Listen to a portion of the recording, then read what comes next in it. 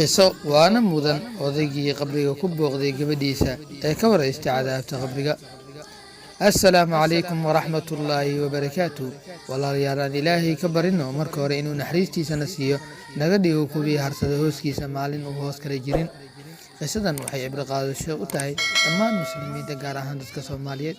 waxaa jiray nin aad u jeclaa gabar u dhalay oo keligeed ubad ka qabay. maalin maalmaha ka mid ah ayay inantiisii ka xanuunsatay, waxaana ugu dambaynay sababtay cudurkii helay inay geeriyoto.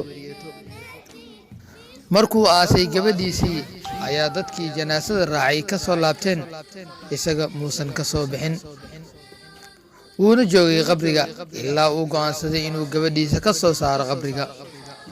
wuxuu u yeeray rag u kaalmeeya soo bixinta gabadhiisa dhimatay, wuxuuna ku soo qaatay boorso isagoo keenay gurigiisii. muddo kadib dadkii dariskii oo arrintaa maqlay baa la yaabay odaygii. wuxuu go'aansaday inuu inantii celiyo, laakiin wuxuu waayey boorsadii oo dhan. meel kasta wuu ka raadiyey, laakiin muusan helin. wuuna ka quustay ilaa uu go'aansado inuu ku laabto qabrigii, isagoo u maleeyey inay kaga soo dhacday qabrigii uusan guriga keenin. wuu laabtay, wuxuuna qoday qabrigii, wuuna ka waayey wax allaah iyo wix ku jiraba. wuu yaabay.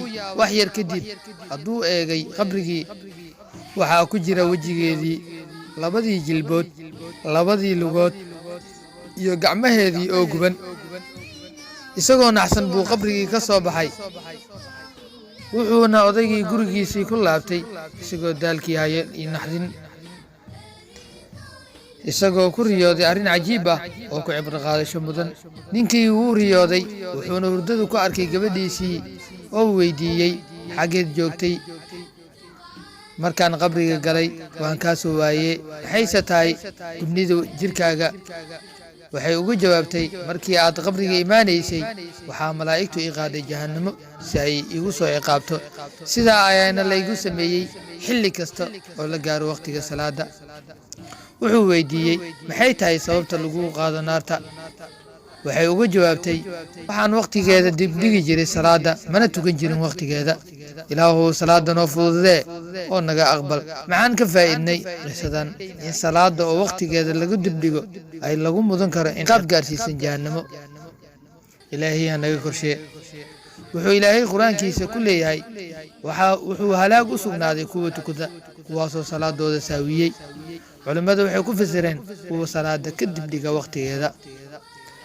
haddii la ciqaabayo qof salaad tukaday balse wakhtigeeda dibdhigay, xagguu joogaa qofkii salaada ka tegey ee aan tukan?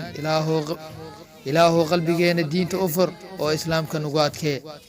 walaalayaal, dhammaan ummadda muslimiinta meel kasta joogaan, allaala qofkii qisadan ay soo gaartay ha gaarsiiyo walaalkiisa muslimka ah. waana mahadsantiin.